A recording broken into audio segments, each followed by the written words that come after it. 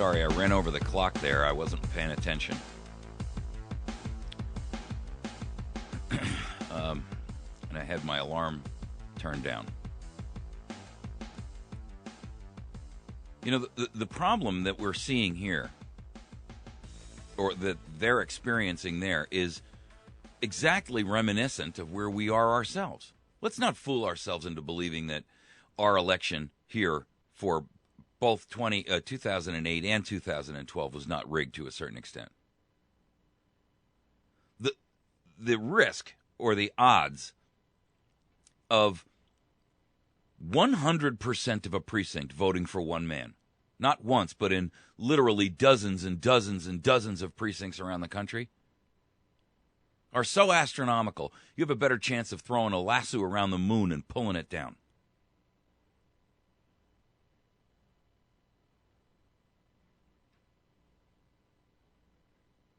The truth of the matter is, it's not who votes, it's who counts the votes. And we've been playing this election game for a long time now. For the last 150 almost years, there's been a two-party duopoly. The Republicans and the Democrats. And we've been the ping pong ball being bounced back and forth between their tennis rackets, if you will. What has it gained us? What have we accomplished? We've seen our school systems descend into complete chaos.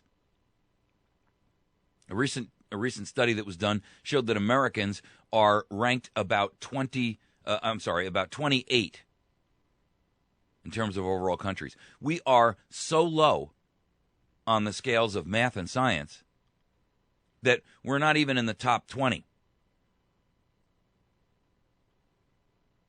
And on history, it's a joke. We're so far down the list, we don't even show up. It's like being on page 7 of a Google search. Nobody ever sees it.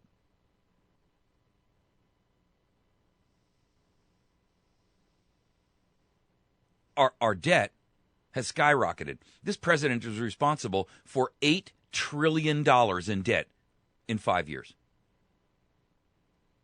Ladies and gentlemen, the debt when he took over was $10 trillion. He's added single-handedly $8 trillion to the debt. In the last 5 years, what have we seen all of that money accomplish? Where is it? Where is all that money? With $8 trillion, we should all be driving luxury Mercedes-Benz.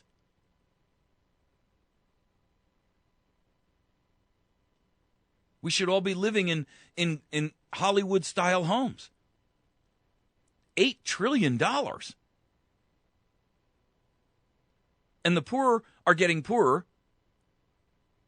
And those that were holding their own are rapidly losing their ability to continue and function.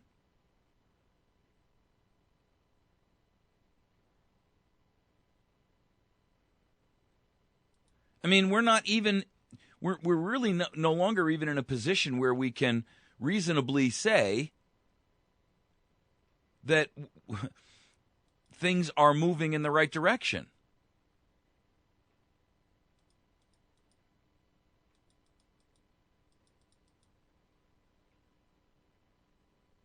I'll do a quick math calc for you here.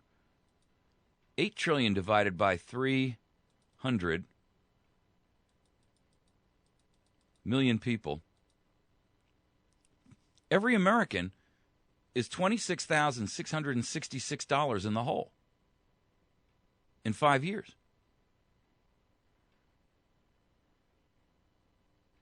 Think about that for a minute. You contributed $26,666 on top of the taxes you already pay. Where is it?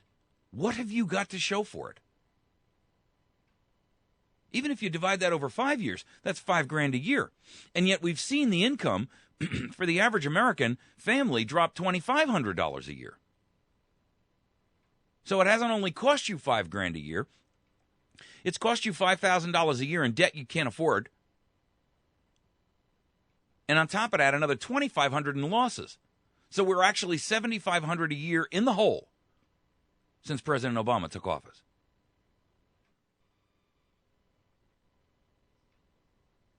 And now, with Obamacare, we were supposed to save $2,500.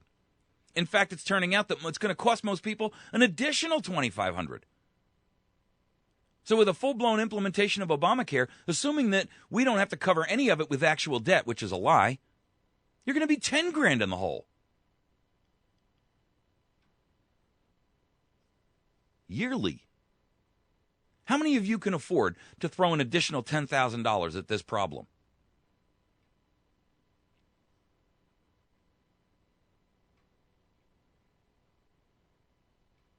We have a police force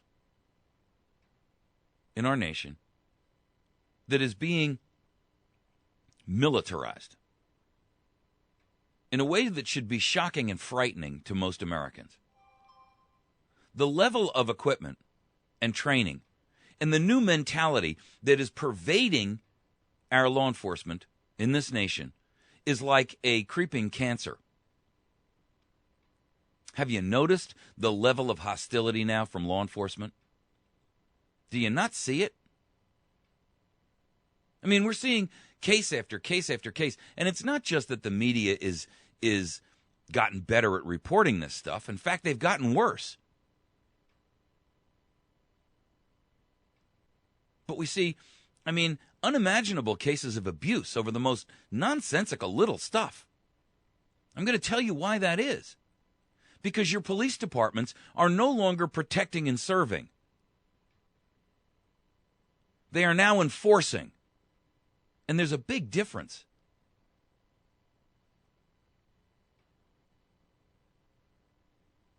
They're now enforcing the law on you. They're not there to protect you.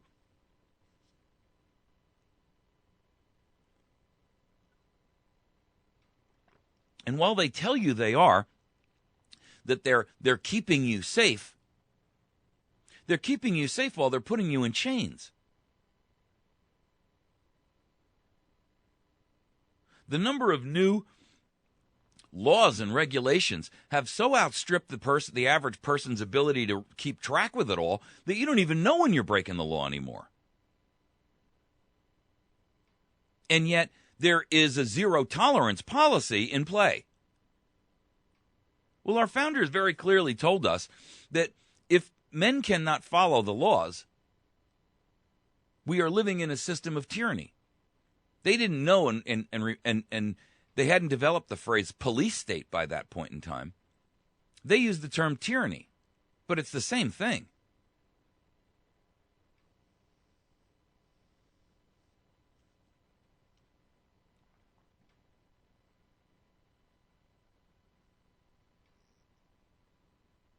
You see, the problem is that we are rapidly falling into a dictatorship here. And it's about time that Americans began to recognize what's happening around us. Our government is no longer accountable to us. The EPA is about to dump at the beginning of this year, literally, 3 weeks away. They're going to dump on us thousands of new rules and regulations. Thousands of them. And they're only one of thousands of agencies, and they're all doing the same thing. Rules that you're obliged to and required to adhere to. And you don't even know what they are. You didn't even know they were passed. I didn't hear about that. But you're responsible for it. The courts are sitting there in complete, absolute, utter, stunning silence on the one hand, or complete capitulation to an unholy matrimony, an unholy wedding to the executive and the congressional, the legislative, the judiciary. This is the equivalent of a bigamist marriage. It's incestuous. The judiciary's job was to protect you when Congress, in the legislative and the executive and the president overreached. And they're no longer doing that. They're now providing cover.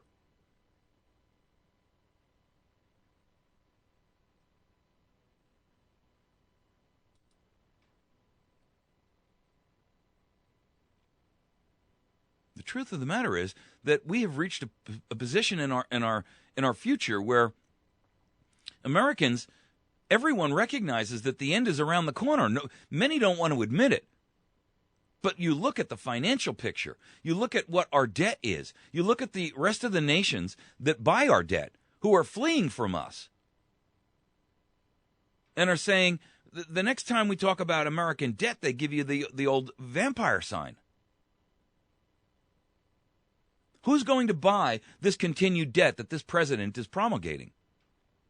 China won't buy it. In fact, China is out there literally, I mean, if you're not aware of what they're doing, ladies and gentlemen, I got to tell you, it's amazing to me that you're not. They're out there sitting there, whetting their appetite, licking their chops.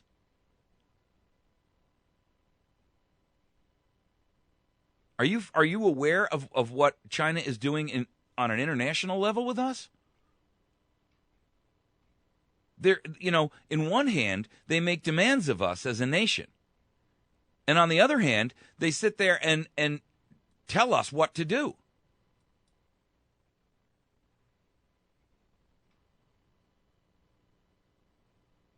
It's a joke.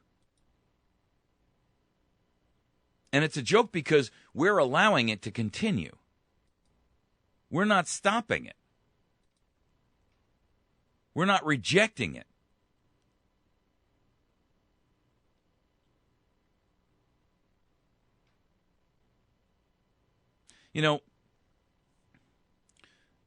There are a lot of folks that are very frustrated with where we are in terms of, our overall picture politically. They recognize that we have really kind of fallen down the rabbit hole, if you will.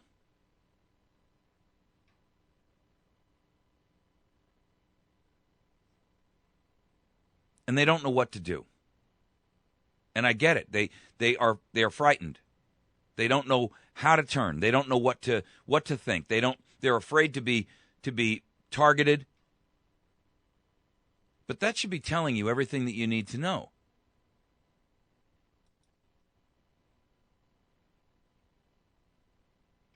When we are literally living in fear of our government,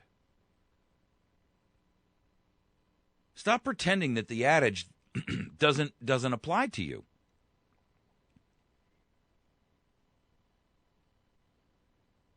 There are a lot of people out there that are low information folks. I mean, we've all seen them, right? These are people who can't even name the vice president. But they voted. It's amazing. Thomas Jefferson constantly talked about education being the solution. In fact, he said, enlighten the people generally, and tyranny and oppressions of body and mind will vanish like spirits in the dawn of day. He promoted education. Not education, math and science, education of the political scenario around you. Stop being a sheep and be more like a lion. Are you a sheep? Or are you a lion?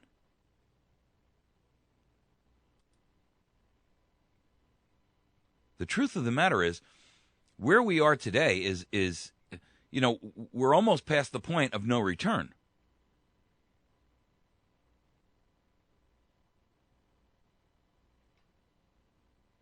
Patrick Henry told us, the liberties of people never were, nor ever will be, secure when the transactions of their rulers may be concealed from them. And yet, everywhere around you is secrecy. Not secrecy on your part. Your secrets are wide open for the world to look at. And the people who mean to rule you. but their secrets are sacrosanct. Nobody's allowed to see the Great Oz, no how.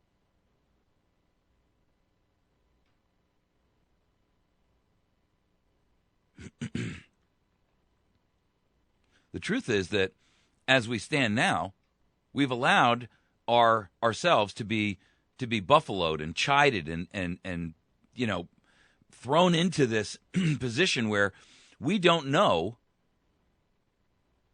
where we stand. We don't know what our application should be. We don't know how we should move forward. I posted one of those memes up on Facebook the other day. It says, up until 1913, Americans kept all of their earnings. There was no income tax. Despite this, we still had schools, colleges, roads, vast railroads, streets, subways, the Army, the Navy, and the Marine Corps, who all had managed to win 8 wars. So tell me again why we the people need to be extorted.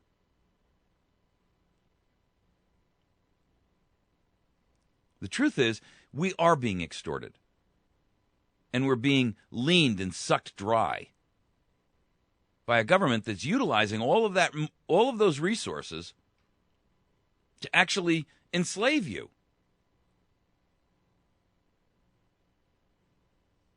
Alexander the Great said, "I am not afraid of an army of lions led by a sheep. I am, however, afraid of an army of sheep led by a lion."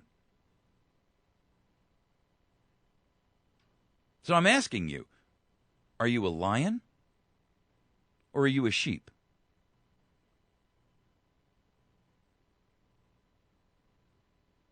The truth is, every one of us has a circle of influence. Every one of us is a leader, whether we choose to acknowledge or admit that or not. Every one of us has someone who looks to us for some level of insight, some direction, because that's human nature. The question is, what are you telling your followers? What are you telling your congregation? What are you telling your flock?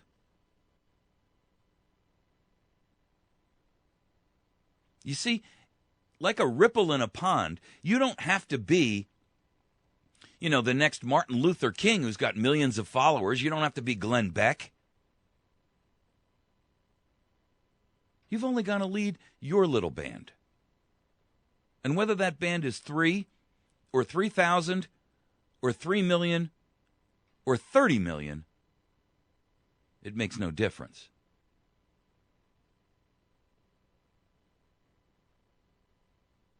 Each of us can and should be effective on our own, self-governing, responsible, with the knowledge and the skill set to lead those people in our circle of influence.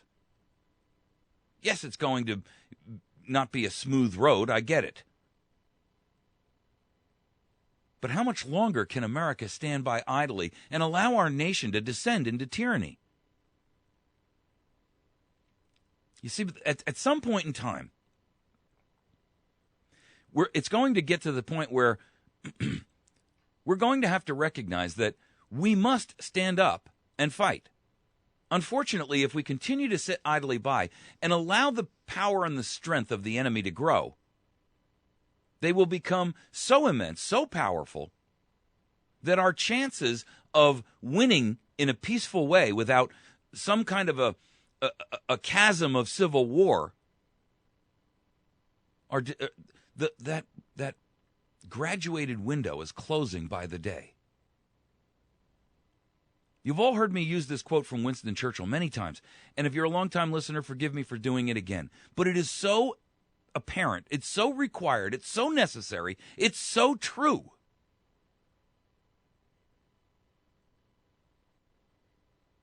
Still, if you will not fight for the right when you can easily win without bloodshed, if you will not fight when your victory will be sure and not too costly, You may come to the moment when you will have to fight with all the odds against you and only a precarious chance of survival. There may even be a worse case. You may have to fight when there is absolutely no hope of victory, because it is better to perish than live as slaves. So taking that as a timeline, where are we in that timeline? I mean, if you're not going to fight for the right when you can easily win without bloodshed, now, when are you going to fight? When your victory will be costly? When blood will run?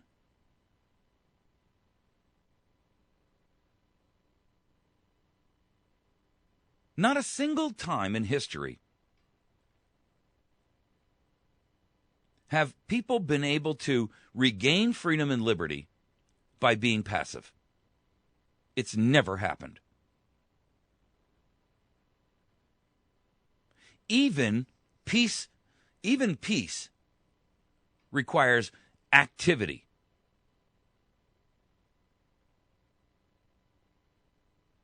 It's ephemeral. You have to work for it. It's like smoke. Try and contain it. If you don't exhale it into an enclosed space, it will evaporate. It will be carried away on the wind.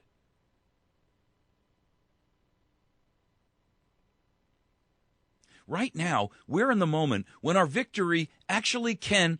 Listen, I think we're actually beyond the sure point.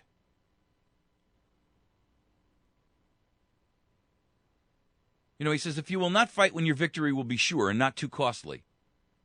I'm not so sure we haven't already passed that threshold. It will be costly. It will be costly to us in a number of ways. Assuming, for argument's sake, that we can do this under a massive peaceful civil disobedience action. It's still going to be costly. It's going to be costly in terms of discomfort, in terms of a change of that which you're accustomed to. Getting out of your comfort zone, as they would say in corporate America. Maybe your food supply isn't going to be quite what you liked it to be. Maybe it's going to take some physical activity and labor that you really don't want to put forth. Maybe it's going to take you being willing to accept the risk that comes with the reward of liberty and freedom.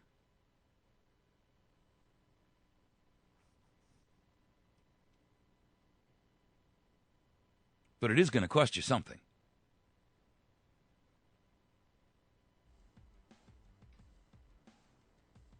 But if we don't take it up shortly, we're going to be at a point where it doesn't really matter anymore, because we've completely lost the opportunity to do this in a reasonable, self-serving fashion.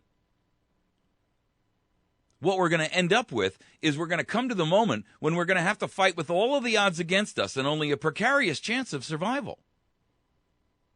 And right now, we're somewhere between the sure and not too costly and the precarious chance of survival.